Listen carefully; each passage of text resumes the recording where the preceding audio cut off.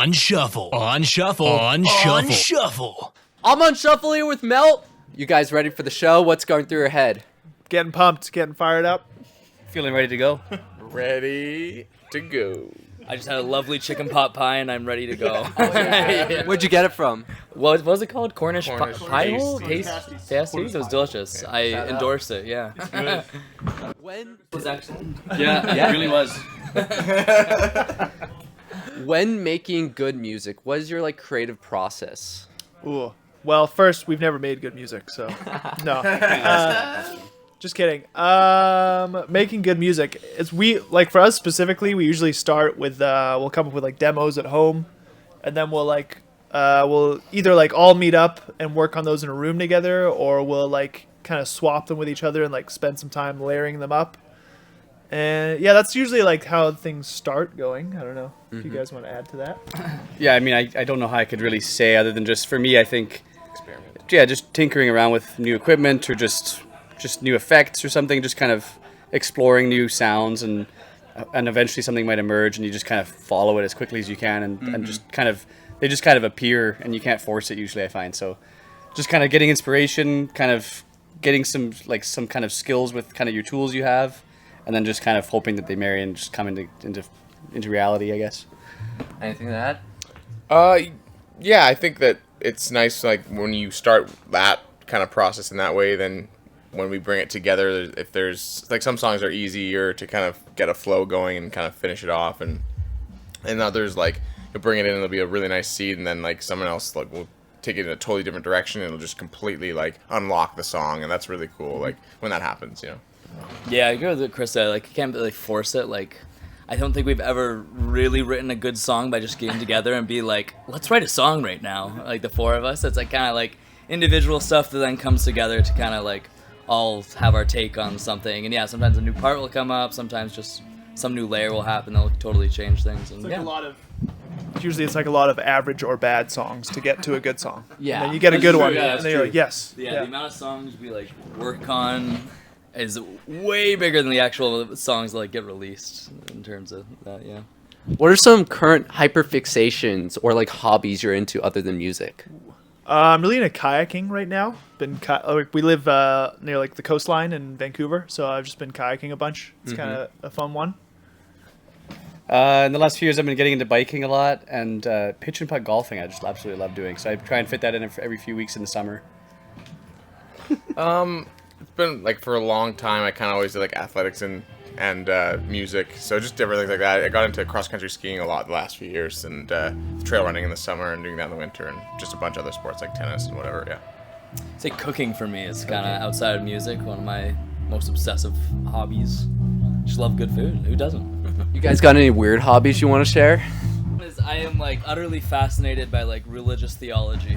All religions, just absolutely fascinated by it. Yeah, you just dive into icebergs. I just get into deep YouTube wormholes of and Instagram algorithms. and my Instagram algorithm is hilarious. But I bring it on myself because I just get so deep in those comments and profiles. Yeah, Some people even say he lives in the comments, but Are you the one that reads the comments? we on all kinda our read posts, I think we all kind of get in there. We all kind of yeah. get When there are comments, Instagram Instagram is particularly weird that I can think of. Nothing's coming to mind right now. There's definitely something, but yeah, I can't. If I think of it, I'll. I follow the subreddit for beavers on Reddit. I don't know. It's That's pretty weird. Yeah. I like beavers. I don't know. Unusual. It's unusual. Animal. Beavers are pretty cool. It's not a very popular subreddit even. So. In Canada, it's more popular, I'm sure. Any advice to new artists that are trying to start a career of music?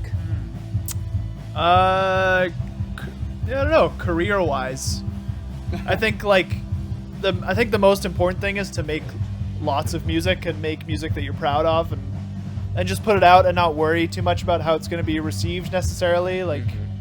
I think it's easy to try to make the perfect thing, and then I think that's not a good path. I think you just kind of go round and round in circles when you do that.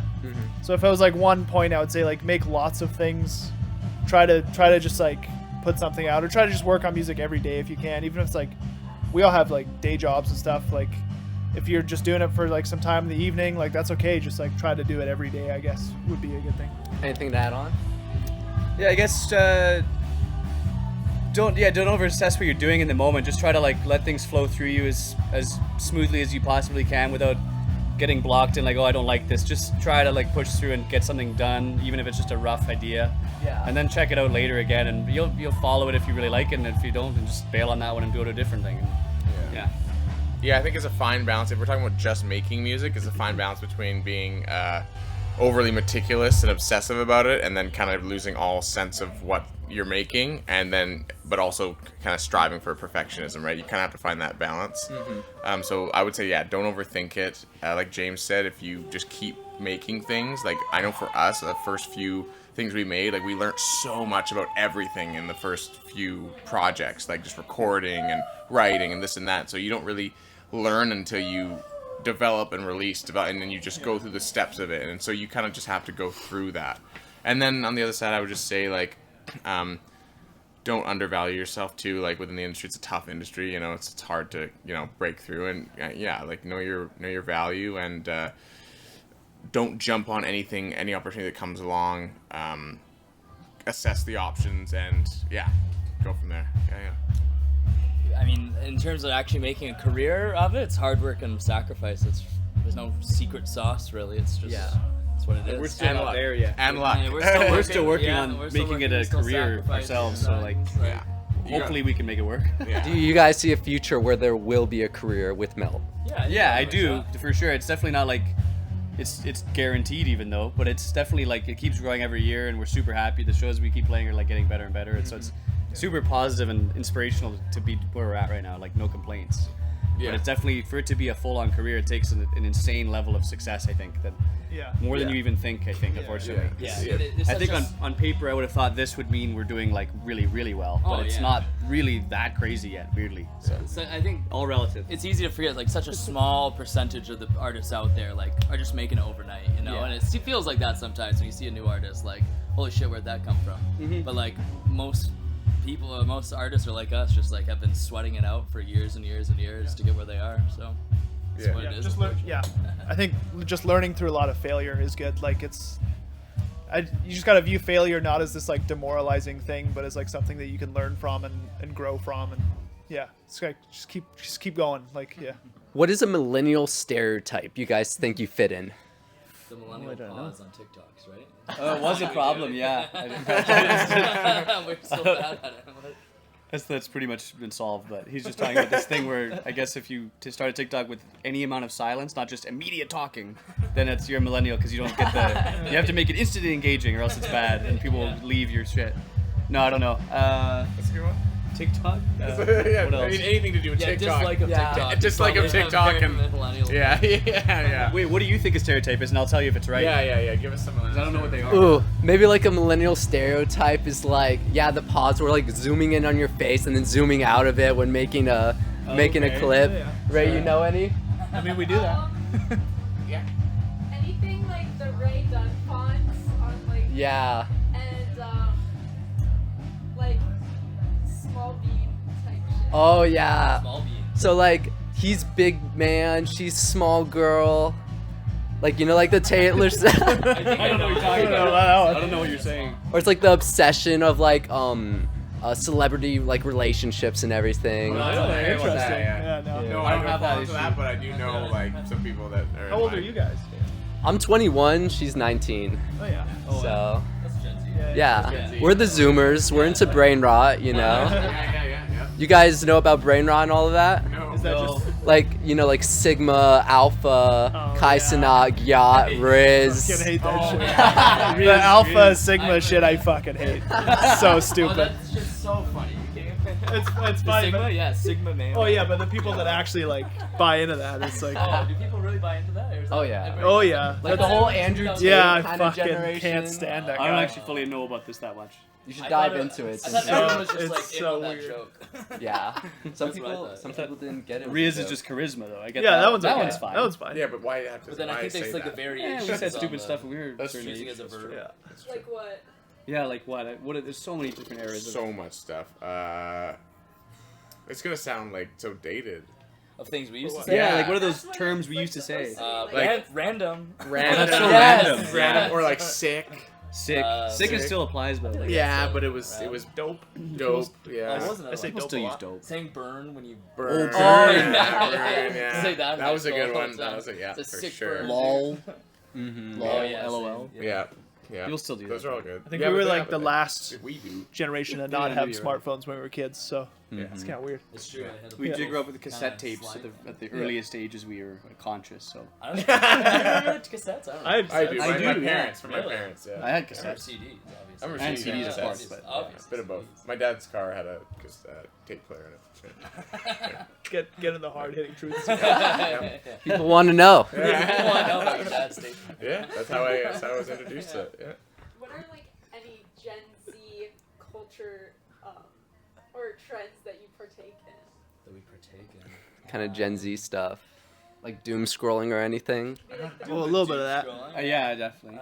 Maybe a bit. Not too much these days. What does doom? Does that just mean scrolling? Just Endlessly. scrolling. Okay, yeah. Yeah. I definitely get it. Rotting in your bed, which is another yeah, one. Rot maxing. Oh, God, that sounds Oh, I like the awful. maxing Oh, yeah. stuff. No, I Yeah, don't do that. looks maxing. I don't have time to do that. Looks maxing. I Gen Z stuff. I'm vaguely familiar with it as like jokes. Yeah. Hitting people's vapes. Having a jewel, I don't do that. much. Nicotine maxing. No. Wait, name a couple more. What else? There's mewing. What's that? It's where you put your tongue to the roof of your mouth and it's supposed to like make your jawline like nicer. So people go on mewing streaks where they don't talk and they just mew for multiple days. Fuck is going on? Who are some wait, hold up. Who are some upcoming artists that need more recognition? Ooh. Upcoming, so pretty small, you think, right? Yeah. Yeah. There's a band I really like out of Vancouver called. There's a couple bands. I really like a band called Surf Hat from Vancouver. Vox Rea is another great band. Leighton Kramer is another We great just saw- band. yeah, this other band you found first, but Junico from Los Angeles, they're amazing. Yeah, Junico needs to be bigger. We gotta say Leighton Kramer. You totally took that from me. There's a lot though. Name one. I'm thinking local bands, but like there's a lot of like. Yeah. Name a band. Yeah. Any band, man.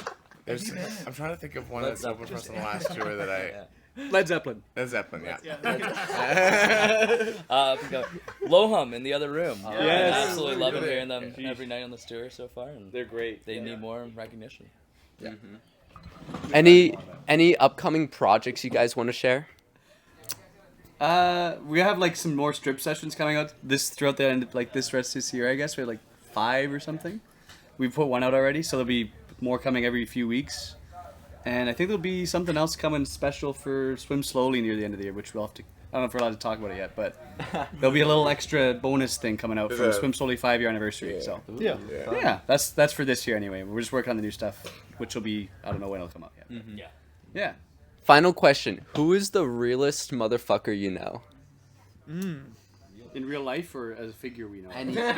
It could be Any? fictional. It could be real. it could- Define realist. like real is not. It's someone who is so like real to you. If like you show them something, they're like, this shit sucks. Oh. Or someone that will always have your back. Someone who's just real. Like there's a lot of fake people. This person is real. I would say my girlfriend Emma and my friend Dave are both pretty real Why are they so real? because they give it to me straight. They don't. I can get an honest opinion from them, and I mean these guys are pretty real when we're doing like music and stuff. We don't really like sugarcoat things if we're not liking stuff. Yeah. Yeah. Yeah, I'd say everyone in the band, my girlfriend as well, and also our same friend Dave, I'd say is actually a good example of someone who's real. He's real. Yeah, I'll say these guys because there's not much room for not being real when you do so much together and spend so much time together, and you gotta kind of have a goal. So yeah. And Max blessed Holloway. Wait, what? Yeah, he's pretty fucking real. My mom, she's the realist. She lets me know. She's been there day one. She has. Yeah. She in fact has. She's held this band together financially in terms of accounting help for years, and it's great. Yeah. You got. She has all of our taxes. I'm on shuffle with Meltt, and we're out of here.